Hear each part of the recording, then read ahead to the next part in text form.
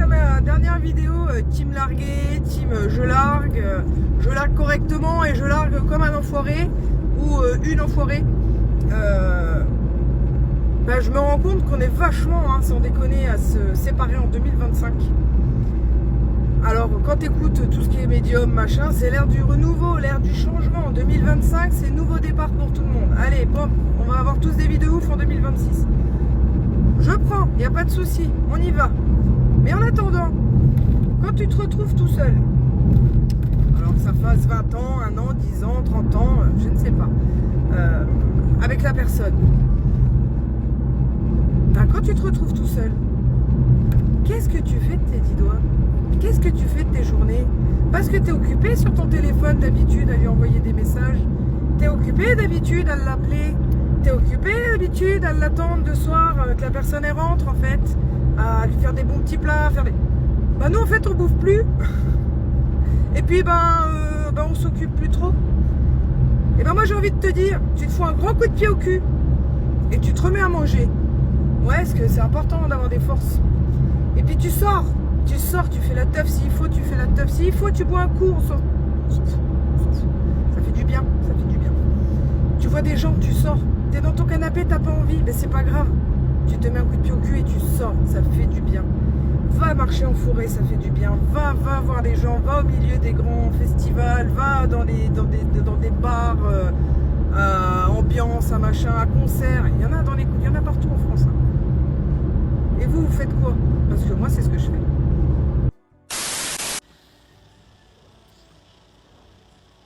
C'est une dinguerie comment je retrouve cette question partout sous mes vidéos. Avant de répondre, je me demande pourquoi. Est-ce que c'est une information qui va vous faire vous abonner ou vous désabonner ou que de nos jours on fait trop une obsession à savoir si les gens sont en couple ou célibataires. Mais la vérité, est-ce vraiment important? Oui, en vrai, si. Si vous voulez tout savoir, et je pense que ceux qui posent la question n'ont pas remonté dans mes vidéos, je suis célibataire. Ça fait un bon moment que je le suis. Et je vous avoue que pour le moment, je le vis plutôt bien. Je ne suis pas forcément à la recherche, mais je ne suis pas fermée non plus à l'idée de rencontrer quelqu'un. J'attends juste le bon en fait, parce que j'ai décidé de ne plus rabaisser mes critères pour plaire à un homme. Donc voilà, oui je suis célibataire. Je suis très prudente sur le choix de mon prochain partenaire. À tous les coups, je finirai potentiellement seule avec mon chien. Who knows? J'espère que la réponse vous plaira ou pas. Mais donc voilà. La règle à respecter, c'est quoi? C'est quand tu ne payes pas, la moindre des choses, c'est d'être belle. Quand t'as un date et que tu sais que tu vas manger gratuit, la moindre des choses, c'est d'être belle. Moi, c'est la règle chez moi. J'avoue, moi, tu m'invites en date, y a pas de souci. Tu payes et tout parce que bon, j'estime que c'est la base. Moi, je fais pas de débat sur ça. Y a aucun débat à la place de l'homme. Voilà. Mais j'estime que moi, mon devoir, la moindre des choses, c'est de venir apprêter. C'est de te faire plaisir des yeux. C'est de te dire quand même, merci beaucoup. Regarde, j'ai fait un effort pour toi. Voilà, c'est la règle chez moi, c'est tout. Alors une petite nuance, on va mettre le point sur les i, la barre sur les t. L'expression 1, 2 perdu, 10 de retrouver. Ça va pas. C'est pas bon. On peut pas retrouver 10 même que celui qui était pas bon. C'est pas bon. Donc on est là, tu me parles, tu cherches à me faire être un kiff sur toi. Tu cherches à me faire kiffer, je finis par kiffer. Et puis tu te plains après? Qui t'a envoyé? T'avais qu'à me laisser où j'étais. Je t'ai rien demandé. Maintenant que t'es là, tu vas nulle part. Fallait pas... Tu restes là. Eh oui. T'es venu me déranger dans mon célibat. T'es venu pour me faire kiffer. J'ai kiffé sur toi. C'est trop tard. Il n'y a pas de satisfait ou remboursé. Tu vas aller où? Non, tu restes. Tu vas rester. Et on va kiffer. D'accord? Fallait me laisser. Qui t'envoie?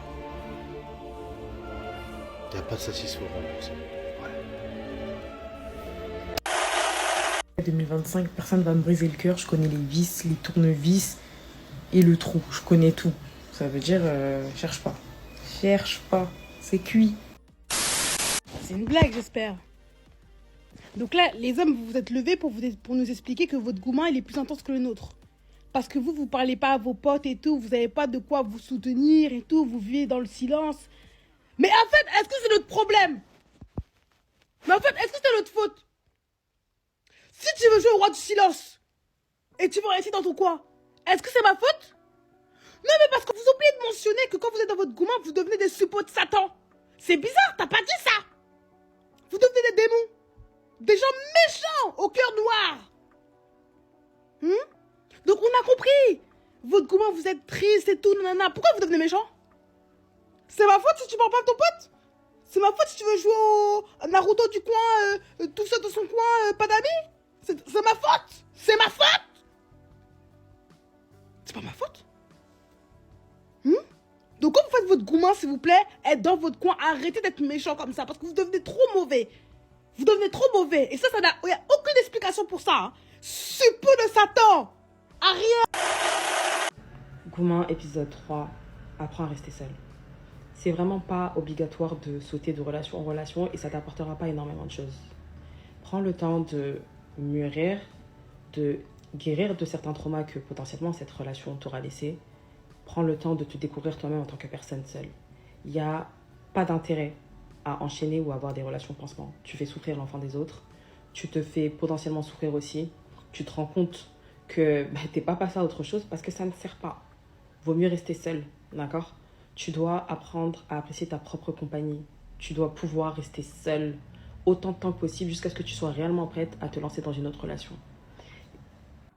L'un des meilleurs tests que j'ai, moi, que j'ai eu et que j'ai appliqué, c'est le fait de pouvoir raconter mon histoire sans pleurer pendant des mois et des mois, des années. Lorsque j'en parlais, j'avais toujours les larmes qui montaient aux yeux, j'avais toujours tout le temps envie de pleurer, jusqu'au jour où ça m'a plus fait de peine. J'avais plus envie de pleurer, pas parce que ça avait pas été douloureux, mais parce que j'étais passée au-delà de ça et j'arrivais à raconter cette histoire sans pleurer. C'est un bon test, les filles. Essayez d'évaluer comme ça si vous êtes passé à autre chose ou non.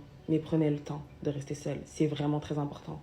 Tant que vous ne serez pas prête, vous allez devenir le bourreau des autres. Vous allez devenir le dragon des autres. Et c'est pas ce que vous voulez. Je suis sortie avec son père pour me venger de lui. Oui, tu m'as bien entendu. Je suis allée mou son papa pour me venger de lui. Parce que, trop c'est trop quoi? Trop c'est trop. C'est l'histoire de Jaël. Jaël et Marc. Et cette histoire, hein, c'est digne d'un film hollywoodien. Digne d'un film là. Non, il y a des femmes, mais... faut pas blesser les femmes, hein, parce qu'il y a des femmes. Quand elles décident de se venger, là, c'est ton terminus. Tu vas jamais t'en remettre.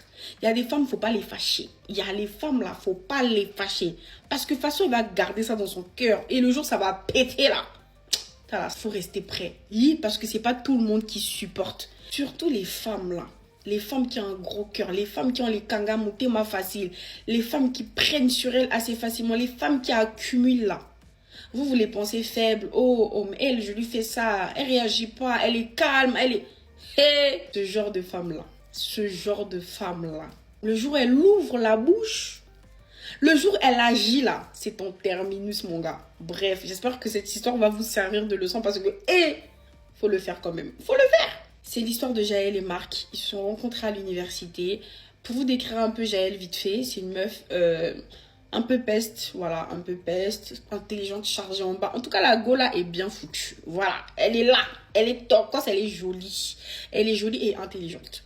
Et t'as à côté Marc, un peu gosse de riche.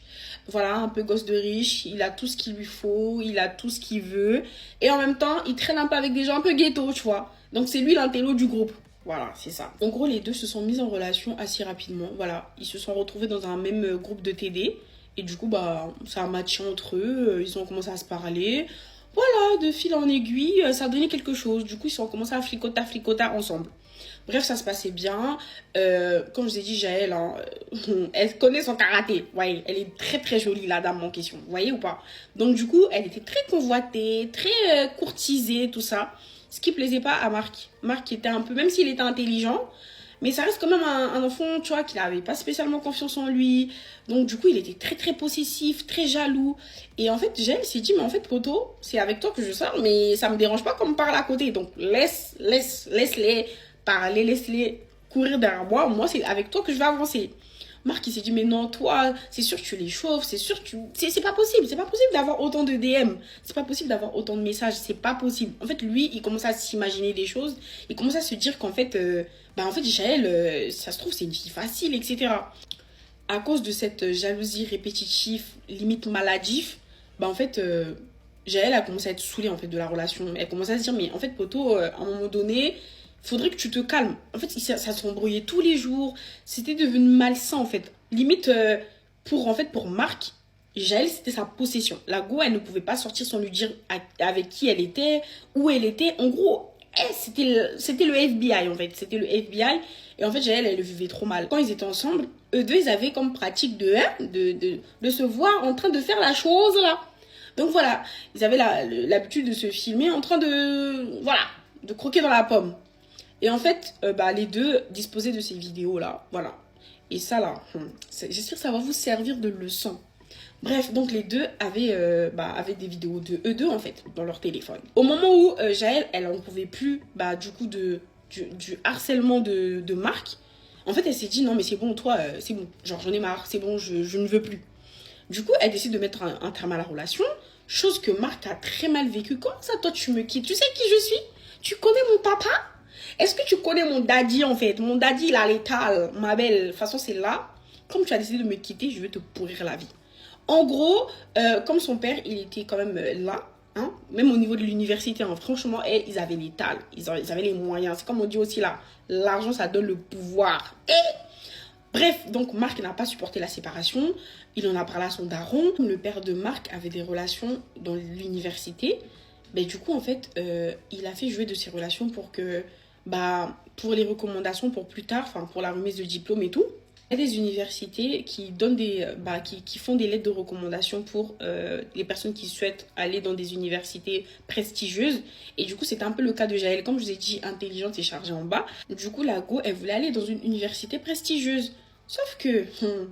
elle était tombée sur Marc. Donc ça veut dire Marc, comme je vous ai dit, hein, il parle à son daron que oui, la fille là, elle m'a brisé le cœur. Enfin, ils ont fait jouer les relations. Et à ce moment-là, je sais pas, à cause de la rupture aussi, parce que Jaël, même si elle avait quitté Marc, elle était quand même amoureuse de lui. Ça veut dire elle aussi, elle le vivait mal. Elle était plus vraiment présente à l'école, etc. Enfin, elle manquait pas mal de cours. Et en fait, à la fin du semestre et tout, on lui fait comprendre que ma chérie, toi qui veux aller dans cette école-là, ta moyenne, elle a chuté. Tu peux plus, en fait. Elle s'est dit, mais non, regarde, prenons en considération aussi les autres années, les autres semestres et tout. J'ai toujours bossé. Là, c'est juste que j'ai des petits problèmes personnels qui font que je peux pas.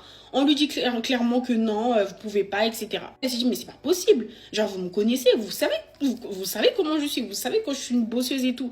Donnez-moi une deuxième chance et tout. Et on lui dit non, catégoriquement non. C'est pas Marc là.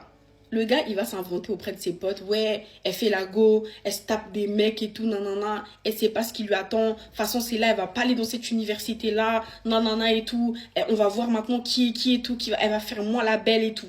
Juste parce qu'il a pris le seum, il a voulu s'en prendre à l'avenir de la fille, en fait. Et il s'arrête pas là. Vous savez, hein, je vous ai dit, ils avaient fait des vidéos. Eux deux, ils disposaient des vidéos. Lui, il a fait quoi? Il a balancé les vidéos à ses potes.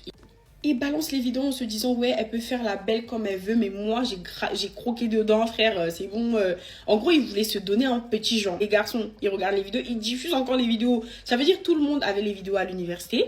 Tout le monde savait que tout le monde avait une idée de ce que le corps, la marchandise de Jaël, à quoi ça ressemblait en vrai, parce que du coup tout le monde voyait la vidéo. Tout ça là, quand ça arrivait dans les oreilles de Jaël, d'autres filles, hein, elles auraient fait des dépressions. Et elle a dit non, mon gars, je vais te taper là où ça te fait mal.